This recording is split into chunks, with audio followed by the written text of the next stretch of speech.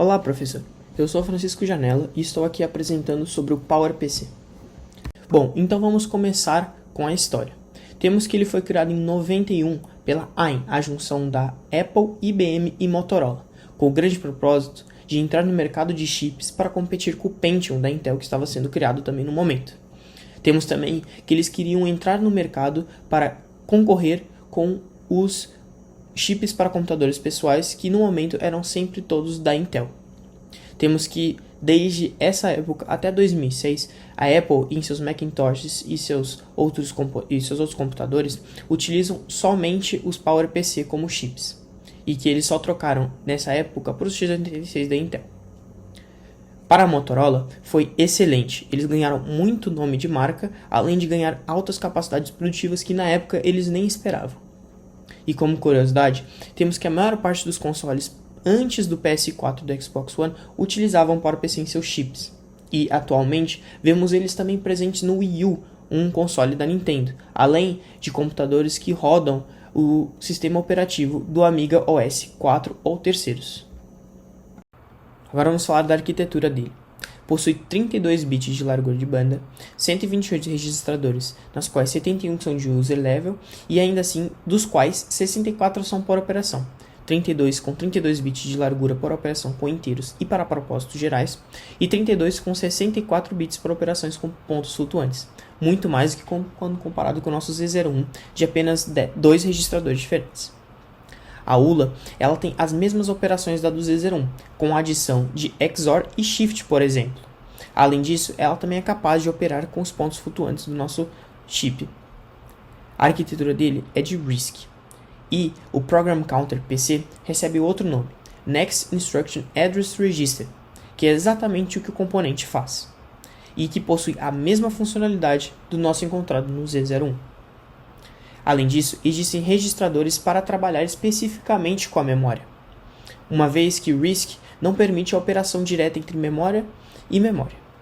Eles precisam ser guardados nos registradores, feitas as operações, para depois serem salvos novamente na memória. E como especificidade, temos a capacidade de operar com pontos flutuantes e a utilização da fusão de multiplicação-adição, ou seja, ele entra num loop de adições para realizar a multiplicação com uma única instrução só. Em relação às instruções do PowerPC, temos que elas são divididas em 7 grandes grupos diferentes. Instruções com operações para inteiros, instruções com operações para pontos flutuantes, instruções para ler e guardar respostas na memória, uma vez que o nosso PowerPC não consegue fazer operações diretamente com a memória, sendo necessário guardá-la no registrador e depois salvá-la novamente na memória. Instruções de RAM e controle de fluxo, de controle de processador, sincronização de memória e controle de memória.